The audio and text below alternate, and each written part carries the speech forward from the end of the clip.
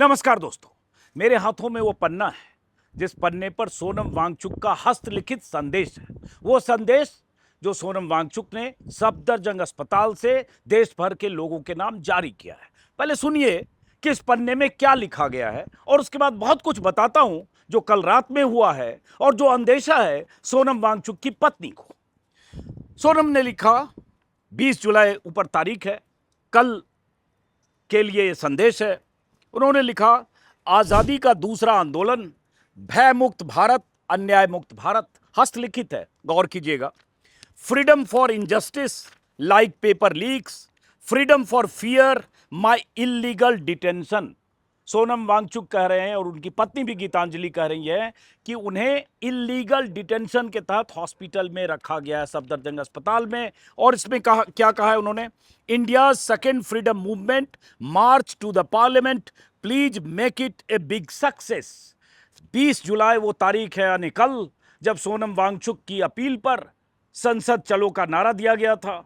लेकिन उससे पहले सोनम वांगचुक को किस तरह से दिल्ली पुलिस ने नाटकीय ढंग से स्टेज से उठाया, सामान की तरह सफेद कपड़ों में उन्हें ढक कर उठाया और एक तरह से लाद कर वहां से स्टेज से लेकर चले गए, जिस पर कल दिन भर बवाल हुआ है और सवाल हुआ है। आखिर में सोनम ने लिखा, सेंट थ्रू गीतांजलि, जो उनकी वाइफ का नाम है, from my illegal detention at Safdarjung. बार बार फोकस ये किया है सोनम वांगचुक ने कि उन्हें इलीगल डिटेंशन में सफदरजंग हॉस्पिटल में रखा गया है। सफदरजंग हॉस्पिटल क्यों ले गई पुलिस? पुलिस की तरफ से, डीसीपी की तरफ से कल बयान आया कि चूंकि दिल्ली हाई कोर्ट ने कहा था उनकी सेहत को लेकर, सेहत का ख्याल रखने को लेकर, इसलिए माननीय दिल्ली हाई कोर्ट के आदेश के तहत उन्हें हमने हॉस्पिटल पहुंचा दिया। जबकि दिल्ली हाई कोर्ट ने ऐसा नहीं कहा था कि उन्हें जबरन सिविल ड्रेस में पहुंचना, अफरा तफरी मचाना, 40 से 60 सेकंड के बीच उन्हें बोरे में सामान की तरह रखना या सफेद कपड़े से वहां पर्दे लगा देना और उसके बाद उन्हें लाद कर जबरन हॉस्पिटल में ऐसी जगह पहुंचा देना जहां उसके परिवार वाले से भी उन्हें मिलने की उस तरह से उन्हें अनुमति नहीं है, या एक्सेस पर भी सवाल है। यह हाईकोर्ट ने नहीं कहा था।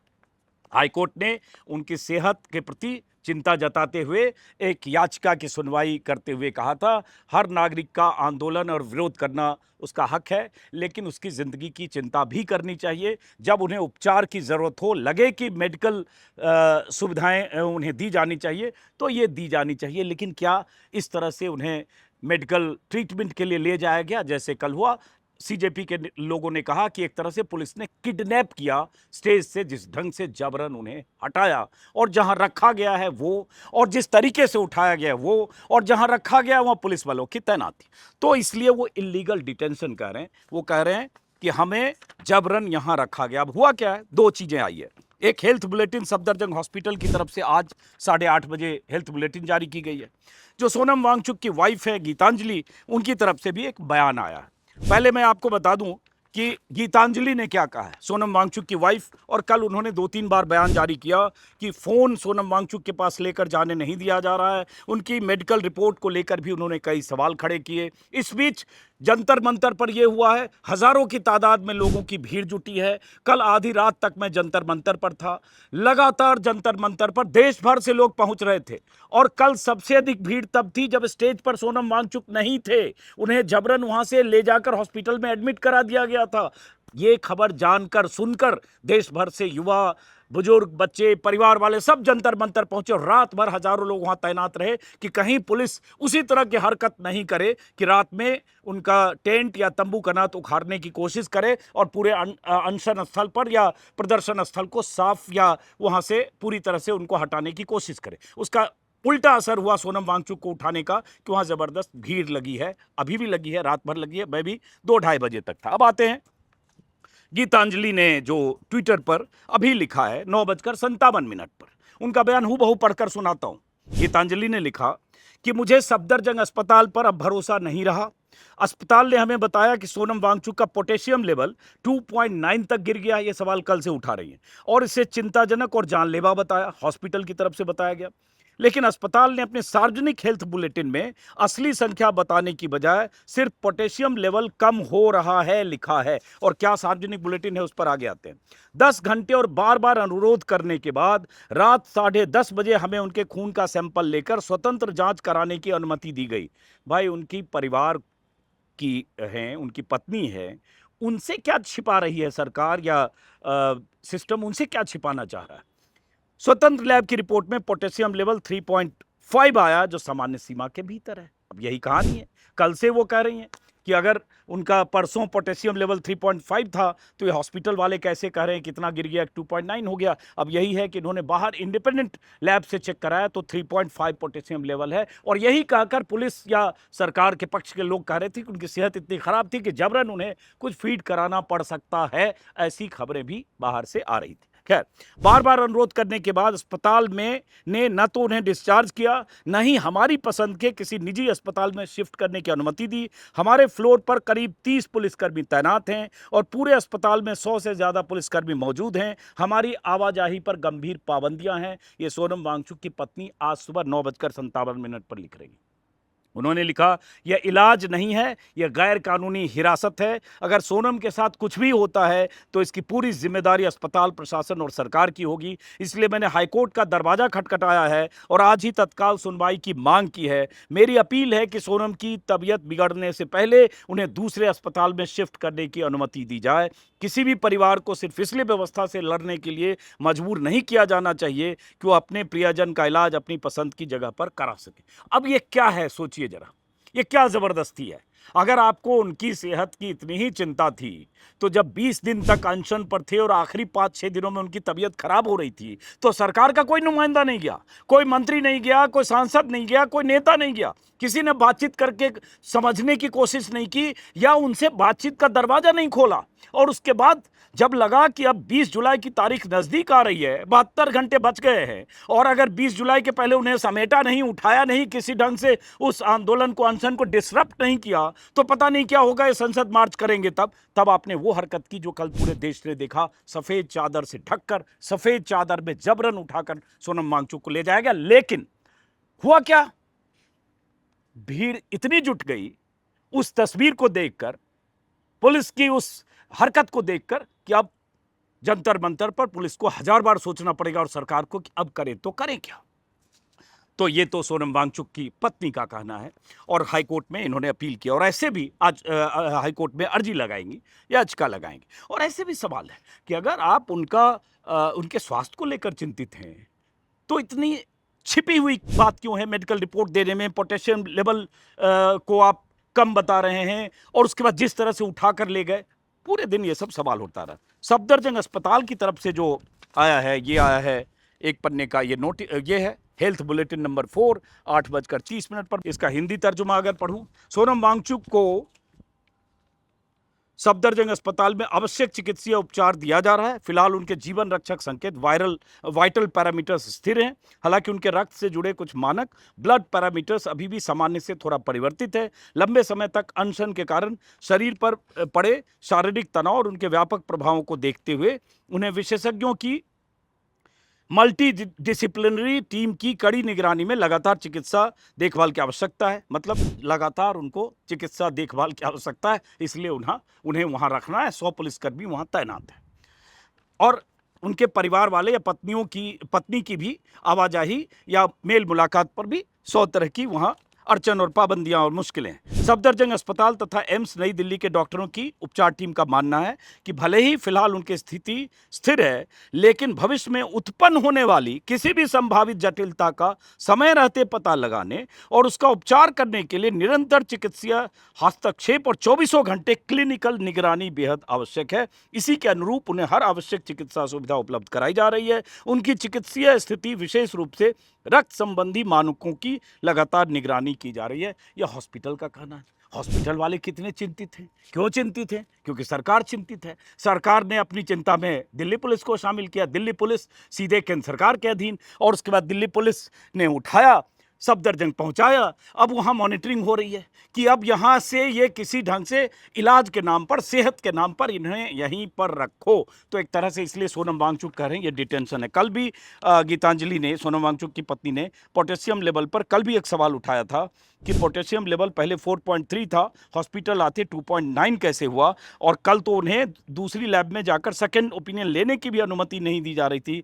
ब्लड सैंपल भी उनकी मौजूदगी में नहीं उन्हें लेकर दिया जा रहा था ताकि वो दूसरी जगह जांच करा सके। 3 घंटे तक वहां इंतजार करती रही। कल भी उन्होंने एतराज जताया। अभी बहुत सारे वीडियो आ रहे हैं। अब बात आती है कि क्या होने वाला है। रात भर जो हुआ, जितनी भीड़ थी, रात भर हजारों लोग, अभी सुबह मैं अभी पहुंचने वाला हूं, हजारों लोग आएंगे। संडे है, देश भर से लोग आ रहे हैं, आएंगे लगातार। और अपील इस तरह से सीजेपी के लोग कर रहे हैं कि हम जंतर मंतर चलेंगे। कल आधी रात को वहाँ चंद्रशेखर जो है भीम आर्मी के, वो भी पहुँचे। शाम को कुछ और इकरा हसन और कुछ सांसद और नेता पहुँचे। विपक्ष के कई दलों ने इस अनशन को और इस आंदोलन को सपोर्ट देने का ऐलान किया है। अब कल क्या होगा? कल 20 जुलाई है, लेकिन उससे पहले आज की रात है, 19 तारीख की रात, और 20 जुलाई की सुबह यानी कल सुबह। तो किसी सूरत में पुलिस चाहेगी, सरकार चाहेगी, पुलिस तो मोहरा है, कि उन्हें वहां से हटाया जाए ताकि संसद कूच ये लोग न कर सकें। और संसद कूच करेंगे तो संभावना है, मुमकिन है कि पुलिस वो बर्ताव कर सकती है जैसे पहलवानों के साथ किया था। महिला पहलवानों को सड़क पर घसीटा भी गया था, बल प्रयोग भी किया गया था, और बसों में ठूस कर थाने भी ले जाया गया था, और उनके टेंट उखाड़ दिए गए थे। इस पर मैं कई बार बात कर चुका हूं। लेकिन वो वक्त आएगा क्या, या उससे पहले पुलिस क्या करेगी? कुछ तस्वीरें जंतर मंतर से और कुछ अंदेशा जंतर मंतर से जताया जा रहा है। जो उनके प्रवक्ता हैं, आशुतोष रंका नाम है शायद, उनका एक बयान आया है, जिस बयान में वो तड़के सुबह का बयान होगा 3-4 बजे का, कि कैसे वहाँ चारों तरफ से पुलिस की घेराबंदी ज़्यादा है, पुलिस की गाड़ियाँ 30-40 पहुँच गई है। कुछ वीडियो लोग दिखा रहे हैं कि टीयर गैस हो सकता है, टीयर गैस का इस्तेमाल हो, उसकी कुछ तैयारियां चल रही है। ऐसे तरह तरह के बयान। मैं चाह रहा हूँ जो सीजेपी के प्रवक्ता आशुतोष रंका, उनका एक छोटा सा बयान सुनिए आप। हेलो आप सभी को। इस समय सुबह के 4:30 बज रहे हैं। आप मेरे पीछे देख सकते हैं अभी भी जंतर मंतर पूरी तरह भरा हुआ है। पुलिस का डिप्लॉयमेंट अचानक से कम हुआ है। लगभग 40 डिटेंशन बसेस दोनों तरफ मिला के मौजूद हैं। 6-7 वाटर कैनन्स मजबूत हैं। पार्लियामेंट्री स्ट्रीट पुलिस स्टेशन को पूरी तरह से बंद कर दिया गया है। हमें आशंका है कि अगले कुछ घंटे में दिल्ली पुलिस एकदम से क्रैकडाउन करने की कोशिश करेगी, लेकिन हम लोग लड़ने के लिए तैयार हैं। हम लोग झुकेंगे नहीं, हम लोग पीछे नहीं हटेंगे। आप लोग अभी भी जो लोग जग रहे हैं, सुबह जो लोग उठते ही मैसेज देखें, पहले मूवमेंट पे आप लोग जंतर मंतर पहुंचिए। अगले 5-6 घंटे बहुत क्रिटिकल है। ज़्यादा से ज़्यादा संख्या में हमें जंतर मंतर पहुंचना है और जंतर मंतर हमारे प्रोटेस्ट साइट को सिक्योर करना है। जय हिंद, जय भारत। तो ये तो आशुतोष रंका ने 4-5 बजे सुबह का वीडियो होगा शायद। लेकिन अभी कुछ देर पहले अभिजीत दीपके, जो खुद अनशन पर बैठ गए, अब सीजेपी के जो फाउंडर हैं, उन्होंने अभी एक तरह से फिर अपील किया देश के लोगों से, युवाओं से, कि आप सब लोग पहुंचे, इस आंदोलन को सफल बनाएं। सवाल उठता है, इस आंदोलन की मांग क्या है? नीट पेपर लीक और उसके बाद जो 20-22 आत्महत्याएं हो गई देश भर में, लाखों छात्र जिस ढंग से परेशान हुए, सवाल वहां से पैदा हुआ। और उसके बाद लगा कि परीक्षा व्यवस्था में, शिक्षा व्यवस्था में पर्चे लीक को परमानेंटली ऐसा कोई सॉल्यूशन निकाला जाए जो पर्चे लीक ना हो। इसके लिए अकाउंटेबिलिटी तय हो, और अकाउंटेबिलिटी तय करने के लिए सबसे जरूरी है जो शिक्षा विभाग के सबसे ऊंचे ओहदे पर शिक्षा मंत्री है, पहले उसका इस्तीफा होना चाहिए। और उसके बाद बहुत सारे उनके चार्टर हैं, डिमांड है। लेकिन डिमांड पर बात करना, कोई रास्ता निकालना, पेपर लीक ना हो इसके लिए कोई परमानेंट सॉल्यूशन निकालना, सरकार पीछे क्या कर रही है मैं नहीं जानता। पर्चे लीक अभी 1 साल में और होंगे कितने, मैं नहीं जानता। लेकिन इन सब पर बात करनी तो जरूरी है, बात तो की जानी चाहिए।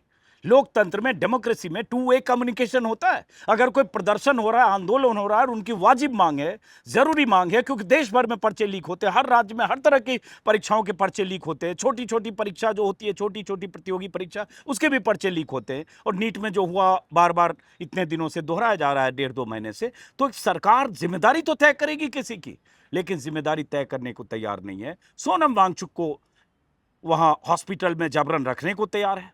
यहाँ से तैयारी है कि किसी ढंग से इस अनशन स्थल को खाली करें। कल भी वहाँ लाउड स्पीकर से एक दो बार अनाउंसमेंट हो रहा था, जो मैंने सुना जंतर मंतर पर, कि आप लोग शांतिपूर्ण ढंग से जंतर मंतर को खाली करें, अपने गंतव्य स्थान की ओर प्रस्थान कर जाएं। हो उल्टा रहा है, लोग गंतव्य स्थान से प्रस्थान करके सब जंतर मंतर पहुंच रहे हैं। तो अब एक तरह से जिसको कहते हैं ना कि उल्टा पड़ गया सरकार को, और उल्टा पड़ गया तो अब 24 घंटे सरकार क्या, 24 घंटे भी नहीं बचे, दरअसल एक रात है। तो इसलिए अब हम सब की नज़र होगी, देश की नज़र होगी, मैं भी जा रहा हूँ, देखते हैं क्या होता है।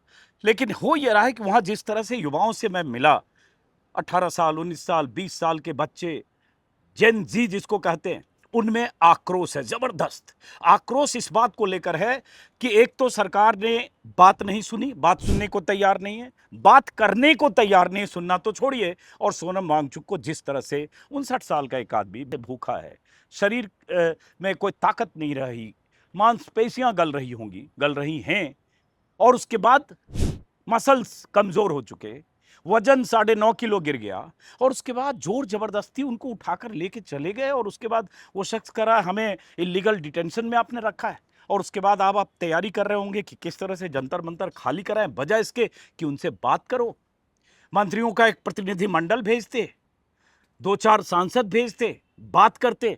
गुस्सा इस बात को लेकर है युवाओं में, और जो लोग वहां पहुंच रहे हैं कि सरकार बात क्यों नहीं करना चाहती है, सरकार दूर क्यों भाग रही है, सरकार आंदोलन को दबाना कुचलना क्यों चाहती है, सरकार वो हथकंडे क्यों इस्तेमाल कर रही है या करना चाहती है जिस हथकंडे को इस्तेमाल करने के लिए ये सरकार बदनाम है, और यही इस सरकार पर भारी पड़ेगा।